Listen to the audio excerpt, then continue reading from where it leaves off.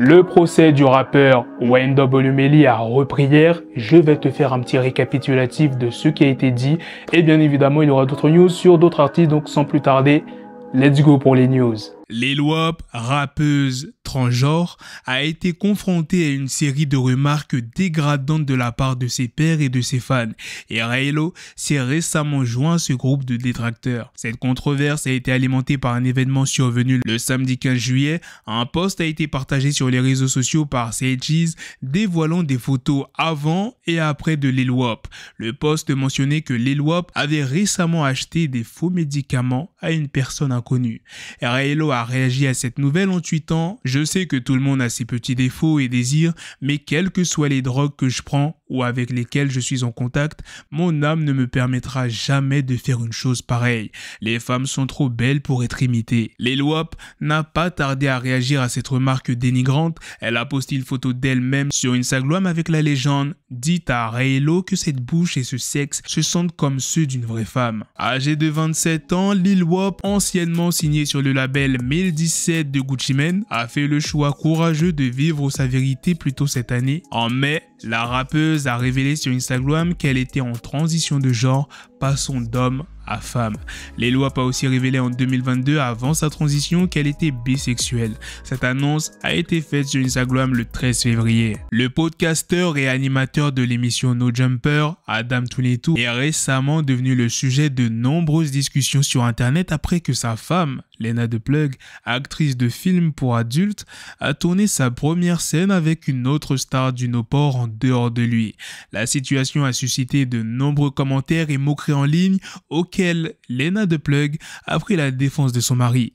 Cependant, les choses ont pris une tournure plus sérieuse lorsqu'Adam22 a réagi publiquement aux commentaires faits par Jason Love, l'acteur qui a joué avec Lena dans la scène en question. Durant une interview récente, Jason Love dit qu'il a mieux satisfait la femme d'Adam22 que lui-même.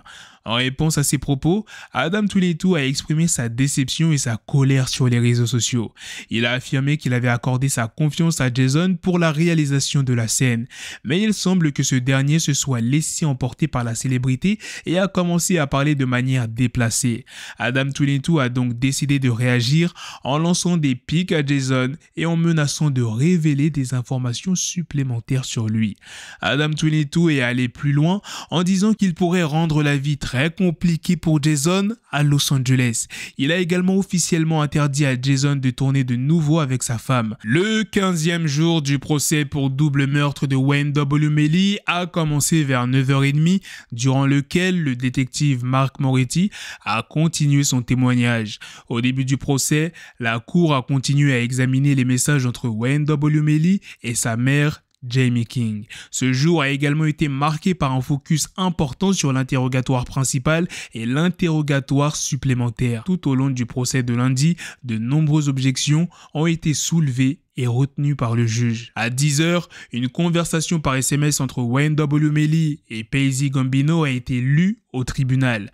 Quelques instants plus tard, le tribunal s'est concentré sur un message notable datant du 26 octobre 2018, le jour des meurtres. Dans un texte, Gambino demande à Wayne W. Melly « Est-ce que tu vas bien ?» Melly répond ceci. Après que l'accusation ait terminé l'interrogatoire avec le détective Moretti, l'avocat de la défense de Wayne W. Melly, Stuart Adelstein, a commencé le contre-interrogatoire. Durant le contre-interrogatoire, la défense a montré de nombreux textes où Wayne W. Melly écrit le mot date, T-H-A-T, comme date, D-A-T, c'est la version argotique du mot. Selon la productrice exécutive de Law & Crime, Cathy Russon, la défense a insinué que le message n'avait pas été écrit par Wayne W. Melly en raison du style d'écriture du message. Par contre, lors de l'interrogatoire supplémentaire de lundi, les procureurs ont noté plusieurs messages où Melly écrit correctement le mot date. Au total, 14 suspects possibles ont été mentionnés au tribunal lundi, dont beaucoup ont été écartés. Ils comprenaient Quando Rondo, Fredo Beng, Wayne W. Bortlen, David Edgepat et Montreal Rowley entre autres. De plus, lors du 15e jour, le détective Moretti a admis avoir menacé plusieurs témoins impliqués dans l'enquête de déportation de temps de prison, en particulier le manager de Wayne W. Melly, qui s'appelle Jameson François. L'accusation a terminé sa plaidoirie peu après 14 h et le 15e jour a été ajourné avant 14h30. De plus, l'avocat de la défense de Wayne W. Melly, David Howard, a demandé une motion pour un jugement d'acquittement.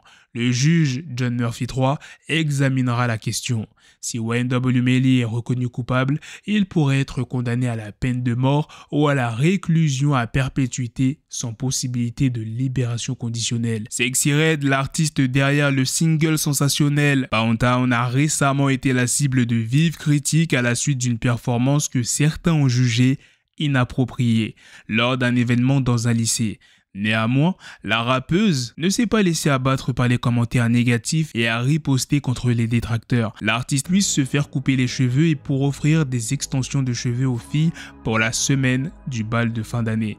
Malgré la controverse, la carrière de Sexyy Red ne montre aucun signe de ralentissement. Son single Pound Town, produit par Take-8, a accumulé plus de 15 millions de streams à la demande depuis sa sortie en janvier, en grande partie grâce au hashtag Pound Town Challenge. Voilà les gars, c'est la fin de cette news, c'est aussi la fin de cette vidéo. Dites-moi dans les commentaires qu'est-ce que vous en pensez de tout ce que je vous ai présenté dans cette vidéo en termes d'actualité.